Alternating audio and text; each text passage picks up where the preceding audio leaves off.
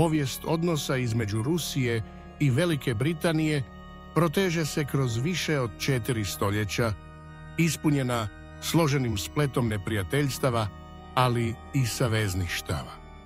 Ipak, u ruskoj narodnoj svijesti ostala je zapamćena izreka Angličanka got it, odnosno govno jedne Engleskinje, što zapravo znači Engleskinja podmeće nogu.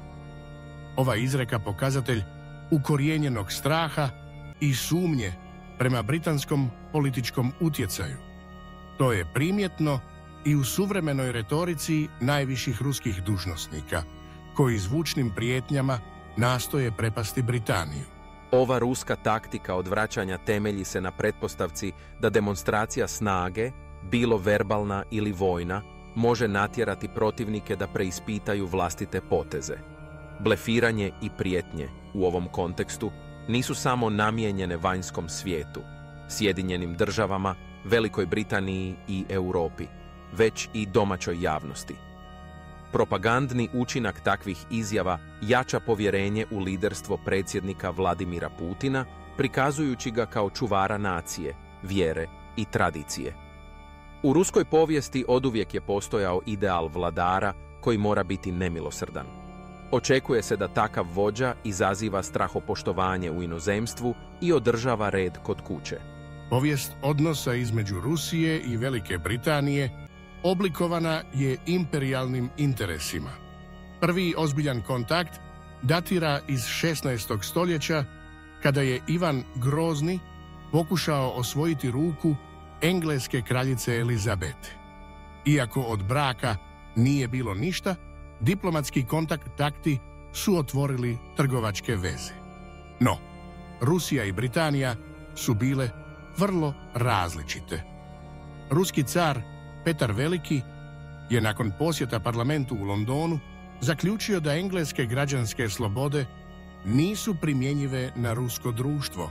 U 19. stoljeću, kada je Britansko carstvo doseglo vrhunac svoje moći, Britanija i Rusija su u Aziji vodile vojno-diplomatski sukob poznat kao Velika igra.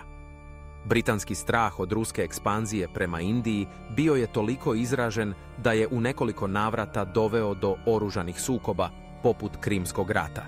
Na Berlinskom kongresu 1878. godine Britanija je aktivno sudjelovala u obuzdavanju ruskog utjecaja na Balkanu.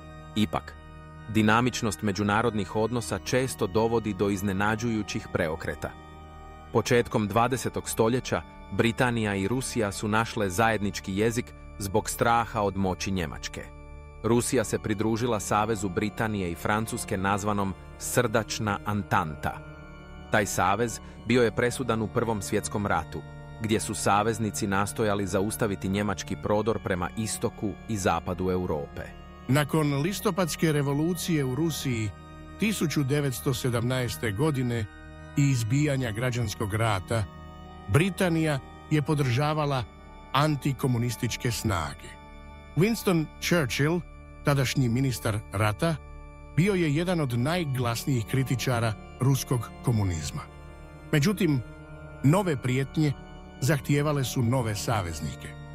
S izbijanjem Drugog svjetskog rata i nacističkom agresijom, Churchill je bez puno oklijevanja sklopio savez s sovjetskim diktatorom Staljinom.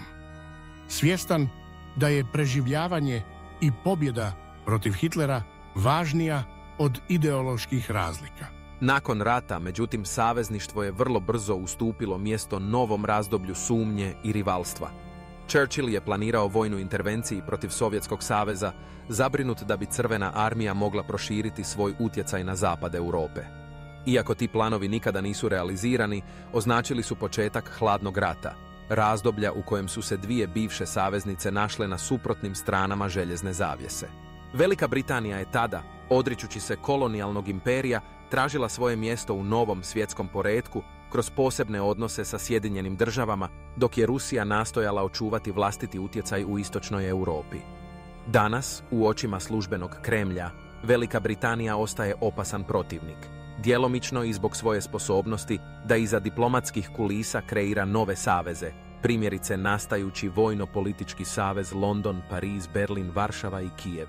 Prema mišljenju nekih ruskih političkih analitičara, poput Dmitrija Trenina, svijet ulazi u novo razdoblje hladnog rata koje bi moglo potrajati 10 do 20 godina. Trenin smatra da Zapad, Amerika, Velika Britanija i Europa ugrožava samu opstojnost Rusije, prisiljavajući ju da se brani svim raspoloživim sredstvima, pa i oružjem. U takvom scenariju moguće prelijevanje sukoba iz Ukrajine na šire područje Europske unije i NATO-a s prijetnjom eskalacije do nuklearnog rata. Ovakva logika proizlazi iz uvjerenja da Zapad neće prezati ni pred čim kako bi očuvao svoju globalnu dominaciju, pa čak ni pred izazivanjem revolucija ili vojnih intervencija. Rusija, stoga, vidi vlastitu misiju u oslobađanju svijeta od anglosaksonske dominacije, što uključuje i suzbijanje globalnog utjecaja engleskog jezika i zapadnih medija.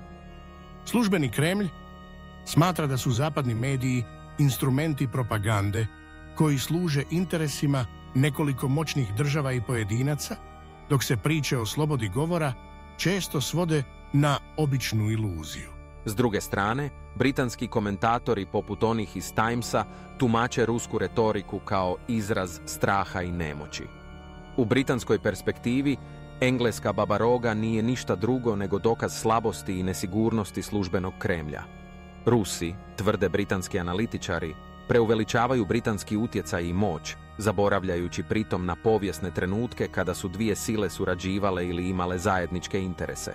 Danas, kada se svijet suočava s novim izazovima, stare napetosti ponovno izlaze na površinu, podsjećajući nas da su i prijateljstva i neprijateljstva u međunarodnim odnosima uvijek privremena, a interes ono što određuje tko će biti saveznik, a tko protivnik. U takvom svijetu, razumijevanje povijesti i njezinih pouka ključno je za pozicioniranje Hrvatske u Europi.